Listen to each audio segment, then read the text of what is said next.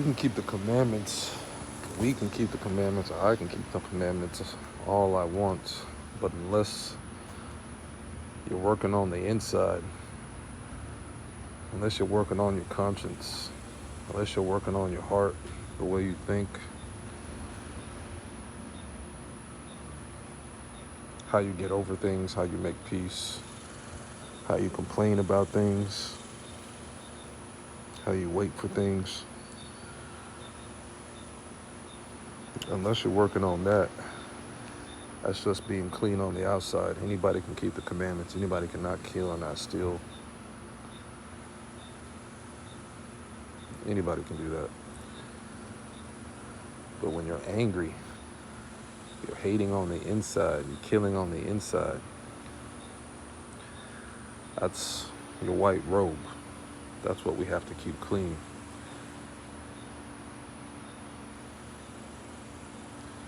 That's also why I got to be careful about the way I teach the law, because you can't teach it like a hypocrite. You can't teach it like a Pharisee.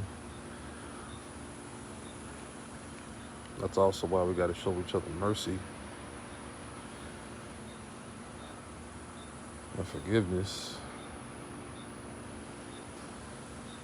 especially in relationships when we know the other person is not perfect.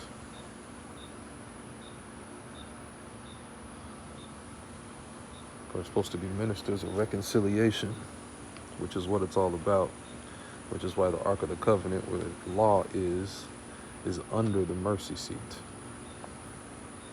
And that's why the law leads us to Jesus. And that's why it's the commandments plus the faith.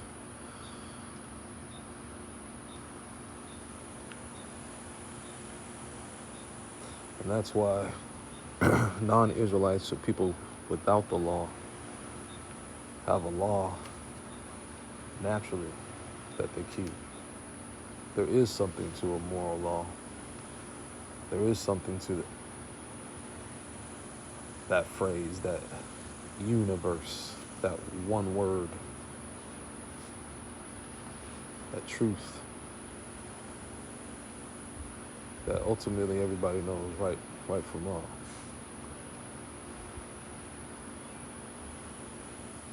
And people make choices. And that determines who you're possessed by.